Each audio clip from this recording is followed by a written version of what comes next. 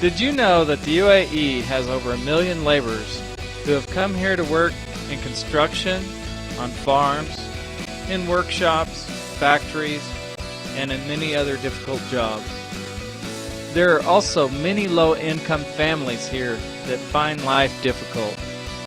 They're often forgotten or overlooked by those who are of higher status and working professional jobs.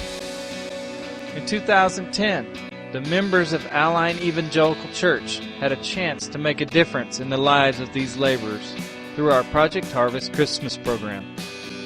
Many of you felt compassion for these laborers and families. You donated needed items, money, and your time. How'd you get involved last Christmas with Project Harvest? A friend of mine, Cheryl Lucas, and I went in together and put together a hamper. And then there were extra hampers at the church that were brought in, and so we took those and delivered those. Well, my job was to pass out the Christmas gifts to people. I also kept a few in my trunk and passed them out to people that I saw later. Even with all its money, do you find lots of needy people in the Emirates? There are a lot of people here in need.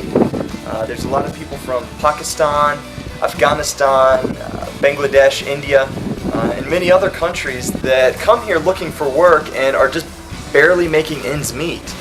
Underneath the surface, in the labor camps, in the industrial areas, you find many poor people, mostly men, from places like Afghanistan and Pakistan who are here trying to work and make money to support their family, their wives and their children back in their home country. Who did you give your gifts to? Mainly we're given out to families that were in need and families that we felt that we could reach out to with the gospel.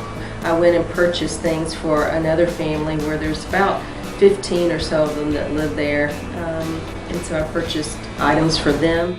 They're the people that I find around here a lot, the Indian, Pakistani people that were dressed in a local dress. Most of them were what we call, where I'm from, day laborers. Were they appreciated? People really took to it. You would go up to a guy and you would give them the Christmas gift and their eyes would just light up right there. They would just be so happy that they were getting something.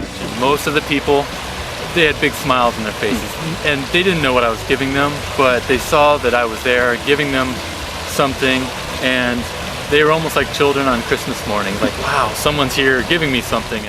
So, what did you take away from this experience? Well, it's always more fun to give than receive, but I had a chance to actually do that, to give to some people that needed just simple gifts, and my impression was that it was useful. It was an opportunity to share God's love and also to share some material that might change their life later.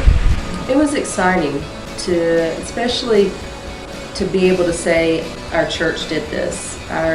We came together as Christians, so that is a real example to them, to show that there are other people that care about them. Would you want to help out again with Project Harvest? If it's half the experience that Project Harvest Christmas was, it'll be worth it. I may never know in this life what kind of impact it had, but I walked away from that full of joy, and I would encourage anyone who's never done anything like this to step out in an act of obedience and to get involved in Project Harvest. Project Harvest is gearing up for this Easter. Whether you missed out on Project Harvest last time or want to get involved again, let me share with you how you can be involved this Easter.